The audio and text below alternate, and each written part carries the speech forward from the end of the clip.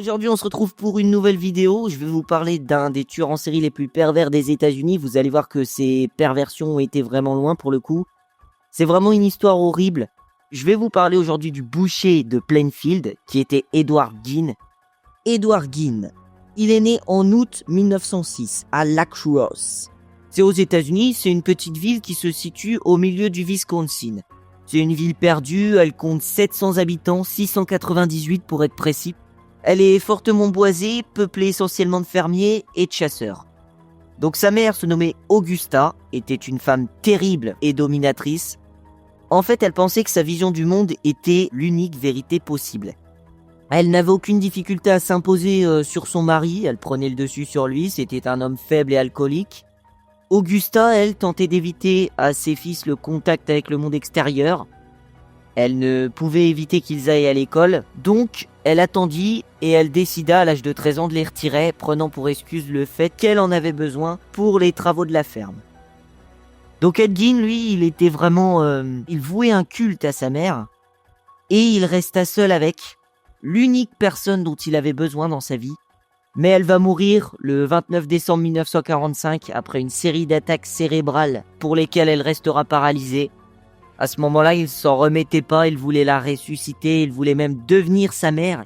Et sa vie entière à ce moment-là sera chamboulée et anéantie.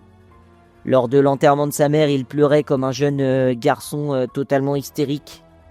Il avait 39 ans au moment de sa mort, ne connaissait absolument rien du monde extérieur et se retrouvait complètement seul et abandonné pour la première fois de sa vie. Durant les années qui vont suivre, il s'installera au rez-de-chaussée de la ferme, n'utilisant plus que 2 pièces. Alors Ed Gein, il vit aussi dans une grande ferme, sans électricité, etc. Il laissa libre cours à ses fantasmes, qui lui avaient transpercé l'esprit durant toutes ces années. Il était fasciné vraiment par une chose, la chose que sa mère l'avait formellement toujours interdit d'approcher, les femmes. La cuisine et sa chambre se remplirent rapidement de journaux et de livres sur les atrocités commises par les nazis. Il passait tout son temps libre à lire des histoires de rites mortuaires anciens, des magazines pornographiques et des livres sur l'anatomie humaine. Plus tard, il transformera sa ferme en un véritable lieu d'épouvante, digne des pires films d'horreur. Ayant l'habitude de garder des enfants, il aimait leur montrer des têtes humaines qu'il gardait dans sa chambre. Quelques semaines plus tard, 2 autres garçons lui rendirent visite et virent eux aussi dans sa chambre des têtes de femmes. Surpris, ils prendront cela pour des costumes d'Halloween. Ed Gein commettra ensuite ces 2 meurtres. Le premier, c'est sur Mary Hogan en 1954, qu'il connaissait bien, pour avoir passé du temps dans sa taverne, la Hogan's Tavern, où les chasseurs de Plainfield avaient l'habitude de se regrouper. Il lui tira dans la poitrine, il est possible qu'il ait également coupé sa tête sur le lieu du crime, car les policiers ont trouvé énormément de sang. Il agira de la même manière avec Bernice Worden, sa deuxième victime, 3 ans plus tard. Il est là aussi possible qu'il l'ait décapité ou égorgé sur place car il y avait laissé une large flaque de sang. On sait que Gein a ensuite pendu le corps de Bernice Worden par les pieds pour l'éviscérer. Il a sûrement agi de la même manière avec celui de Mary Hogan. Alors maintenant je vais vous dire ce qu'on a retrouvé dans sa ferme. C'est digne des pires scénarios de films d'horreur, sauf que là l'histoire est véridique. Le shérif du Wisconsin inspecta la cuisine avec sa lampe torche. Il n'y a pas d'électricité dans cette ferme et les policiers se déplacent dans le noir avec des lampes torches. Lorsqu'il leva les yeux, il vit une grande carcasse qui se balançait, pendue à l'envers à une poutre, éventrée et vidée de ses entrailles. Cependant, dans la région de Plainfield, cette vision était familière à cause de la chasse, mais il faudra un moment au shérif pour réaliser que ce qui pendait à cette poutre n'était pas la carcasse d'un renne, mais bien le corps sans tête d'une femme, celui de Bernice Worden. À ce moment-là, les policiers étaient horrifiés au plus haut point, pensant en avoir terminé avec les découvertes, mais ils en étaient qu'au début. Des découvertes horribles, absolument horribles, vont se succéder.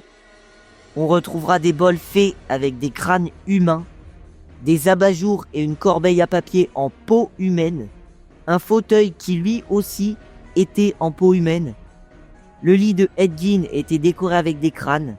Il y avait des sexes de femmes desséchés dans une boîte à chaussures, une ceinture faite de mamelons, des têtes humaines réduites, des masques mortuaires et 4 nez. Des masques mortuaires. Ed Gein avait écorché le visage de ses victimes, l'avait bourré de papiers journaux et l'avait accroché au-dessus de son lit. Donc c'est d'ailleurs ça qui a inspiré le film Massacre à la tronçonneuse, puisque dans le film, Leatherface possède un masque en peau humaine. Ils finirent finalement par trouver la tête de Bernice Worden et celle de Mary Hogan qui étaient desséchées. Le cœur de Bernice était emballé dans un sac plastique posé dans la cuisine et ses entrailles reposaient non loin, recouvertes d'un vieux costume.